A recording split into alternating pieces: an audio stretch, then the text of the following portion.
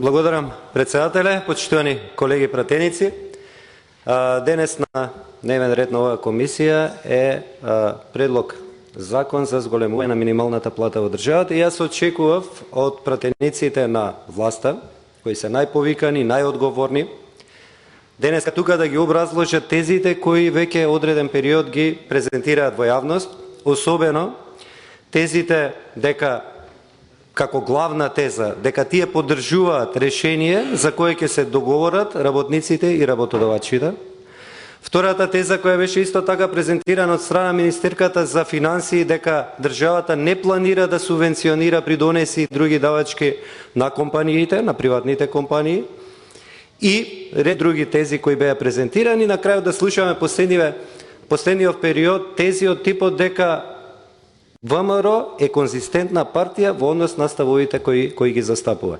И од тука на почеток сакам да ги разбиеме овие лажни тези кои се презентираат, за после тоа да одиме колку е значајно ова прашање.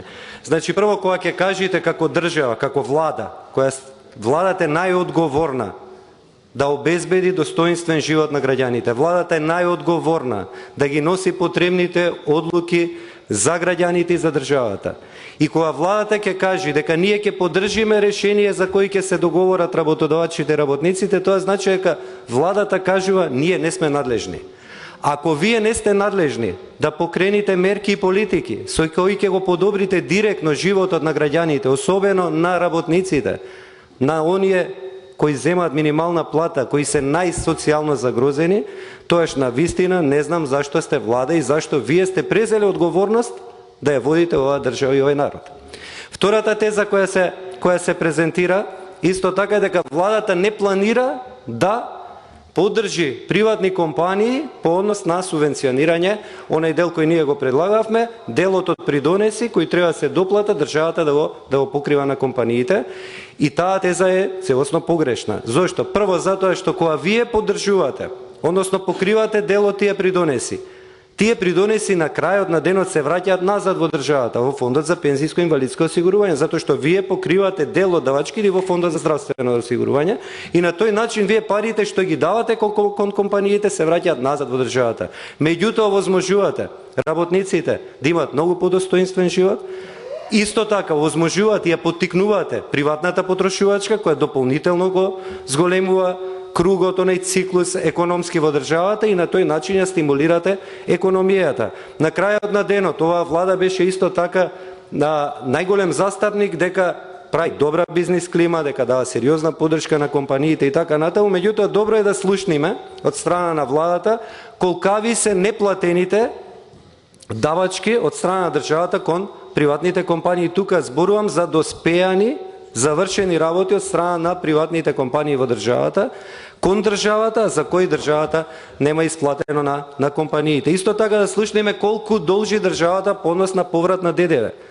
Тоа е еден затворен круг во кој од една страна државата, владата, наместо да ја стимулира економијата, целосно ја дестимулира, односно ја угушува економијата. Вие не може да се однесувате со парите што значи од поврат на ДДВ како да се пари на државата. Тие се пари на компаниите.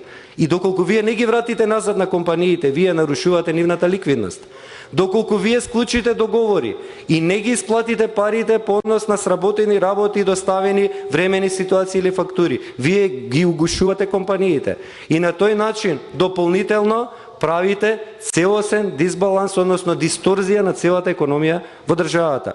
И третата теза, конзистентноста на ВМРО-ДПМН. ВМРО-ДПМН е единствено конзистентна во својата неконзистентност. Што значи тоа? Се она што сте кажували и пред избори, оние излегувања јавни во кои сте ги поддржувале синдикатите и така натаму во однос на нивните барања за минимална плата. Сега гледаме дека вие сте целосно спротивно, односно со спротивни стави од тие што сте ги имале пред изборите. Односно сега гледаме на слика која неодоливо не потсеќа на периодот од 2006 до 2016 година, која имавме пленуми, контрапленум, протести, контрапротести, имаме синдикат, па правиме контрасиндикат за да можеме да ги угушиме барањата на синдикатите. Тие не се барања на синдикатите, тие се барања на работниците. Работниците ги бараат свој достоинствен живот. И тука на крајот еден личен аспект ќе споделам, како човек кој сум растел во семејство на двајца работници, кои цел живот биле на минимална плата, сега земаат минимална пензија, и многу добро знам колку е тешко кога едно семејство се бори и какви предизвици има да овозможи достоинствен живот и на своите деца, меѓутоа и на нив самите. А особено кога едно семејство работничко треба да ишколува 2 деца, факултет и така натаму. Од тие причини, го имам чувствува на своја кожа, од тие причини сметам дека треба да тргнеме на страна и политика, и политиканство, и поделба по било кој основ, да застанеме сите заедно и да ги поддржиме работниците, да овозможиме достоинствен живот на работниците. Затоа што ако се вратиме назад, и историски гледано, работничката класа е таа која ја носела и ја градела државата. Работничката класа е таа која се борела за оваа држава и во Втора светска војна. И после Втора светска војна ја градела инфраструктурата, индустриските капацитети, фабриките на оваа држава. И во 2001 година видете работничката класа е таа која се борела за оваа држава. Таа е столбот и носителот на сите процеси во државата, столбот на државата. Затоа ние треба да ја поддржиме.